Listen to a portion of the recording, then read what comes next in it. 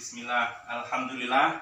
Kita pada hari ini Sabtu tanggal 21 Oktober Tauhid Adventure diberi kesempatan untuk menyerahkan wakaf Al-Quran dari para muslimin, dari para donasi. Semoga menjadi amal jariah kepada mereka yang telah menginfakkan sebagian dari hartanya.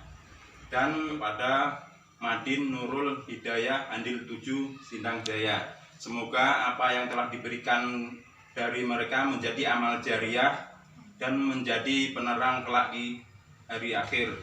Barakallahu fiik kepada yang telah berdonasi semuanya.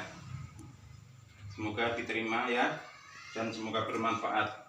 Makasih ya. Jazakumullahu khairan katsiran kepada Tauhid Adventure beserta seluruh trader yang telah memberikan donasi berupa Al-Quran kepada Madinurul Hidayah Sindang Jaya. Semoga dengan donasi Al-Quran ini anak-anak semakin giat menghafal dan menjadi amal jariah untuk para muhsinin yang telah mendonasikan sebagian hartanya. Amin. Barakallahu fiik.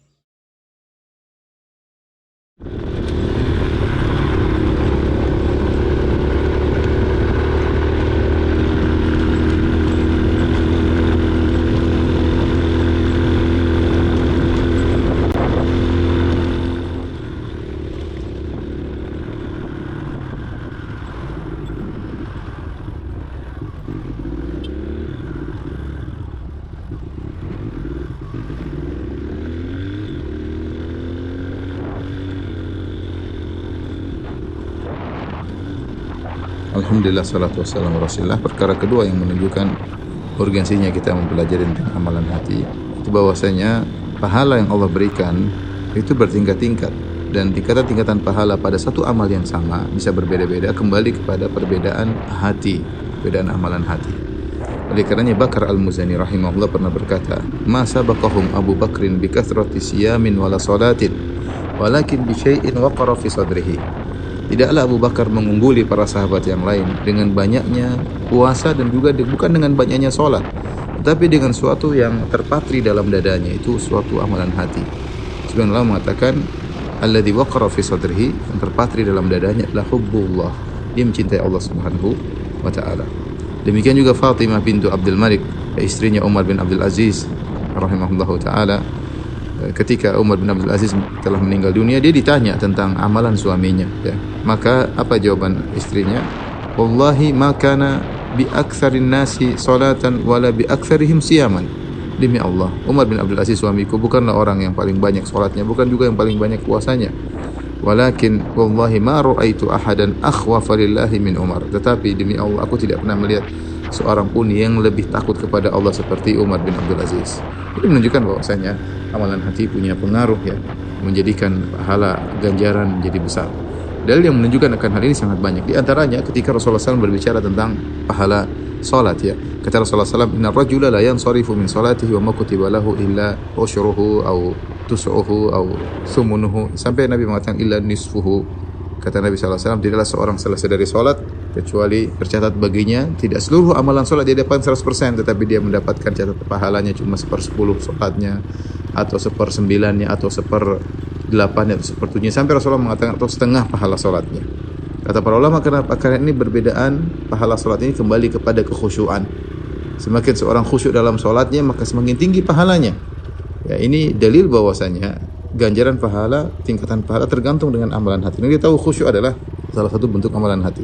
Kemudian juga dalam hadis yang masyhur disebut hadis sahibul bitaqah, yaitu Nabi SAW mengatakan yusahu bi rajulin min ummati yaumal qiyamati, dipanggillah seorang dari umatku pada hari kiamat, fayunsyar lahu tis'atun wa tis'una sijillan, kemudian dibentangkan baginya 99 catatan kemaksiatan, kullu sijilin maddul basar, setiap catatan sejauh mata memandang, isinya maksiat terus. Maka dia menyangka dia akan binasa, ya. Kemudian kata Allah Subhanahu wa taala, sungguhnya kau memiliki satu kebaikan di sisi kami. Maka dikeluarkan kepadanya suatu kartu tertulis la ilaha illallah. Maka dia berkata, ma hadhil bitaqa min haula'i sijillat. Ya Allah, apa pengaruhnya kartu ini dibandingkan dengan 99 catatan amal maksiat yang setiap catatan gulungan dibentangkan maka sejauh mata memandang, dibandingkan kartu kecil la ilaha illallah. Maka dikatakan kepadanya, innaka lan tuzlamal yaum, kau tidak akan dizalimi pada hari ini. Ketika ditimbang, ternyata kartu la ilaha illallah lebih berat daripada catatan maksiat tersebut. Dan ini luar biasa ya. Dan kita tahu setiap orang Islam punya kartu ini. Setiap kita punya bitaqah, punya kartu la ilaha illallah. Tetapi kualitasnya berbeda-beda. Semakin seorang kuat, semakin tinggi tawakalnya, semakin tinggi keikhlasannya, maka akan semakin berat kartu la ilaha illallahnya kalau ditimbang pada hari kiamat kala. Ini dalil bahwasanya ganjaran berbanding lurus dengan kuatnya amal hati seseorang. Demikian juga kisah tentang seorang wanita pezina yang dia memberi minum kepada seekor anjing. Bainama kalbun yutifu bi raqiyatin kada yaqtuluhu al-atash idh ra'athu baghin baghaya bani Israil. Ketika ada seekor anjing kehausan, dia muter-muter di mulut sumur. Dia ingin minum dari sumur tersebut, tapi dia tidak punya kemampuan untuk turun mengambil air. Tiba-tiba sampai disebut dalam riwayat dia menjulurkan lidahnya di pasir karena kehausan. Maka dilihat oleh seorang wanita pezina dari Bani Israel. Maka fanaza'at muqaha, maka dia pun melepaskan sepatunya. Manazalat fil bi'r, kemudian dia turun di sumur, kemudian dia isi air di sepatunya, kemudian dia naik lagi di atas sumur, kemudian dia fasaqathu, maka dia beri minum kepada anjing tersebut. Maka apa kata Nabi sallallahu alaihi wasallam?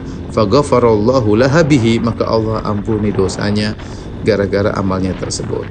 Para ulama membahas, bukan berarti setiap orang kalau memberi minum kepada seekor hewan lantas kemudian dia dapatkan pahala sebesar itu. Tidak, tapi dia mendapatkan ganjaran yang besar karena ada suatu dalam hatinya yang luar biasa, keikhlasannya, rahmatnya, amalan hati.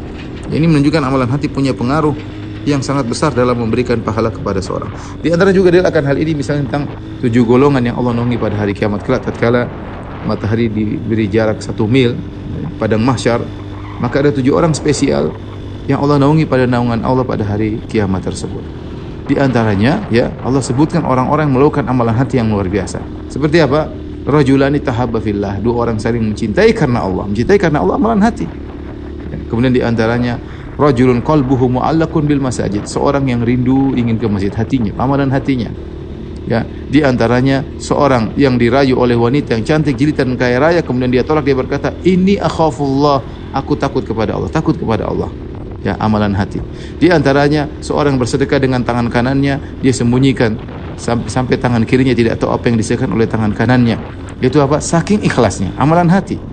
Kemudian di antaranya rajulun dzakarallahu khalian fa fadat ainah, seorang bersentuhan kemudian dia ingat Allah Subhanahu wa taala maka dia pun menangis. Ini juga karena apa?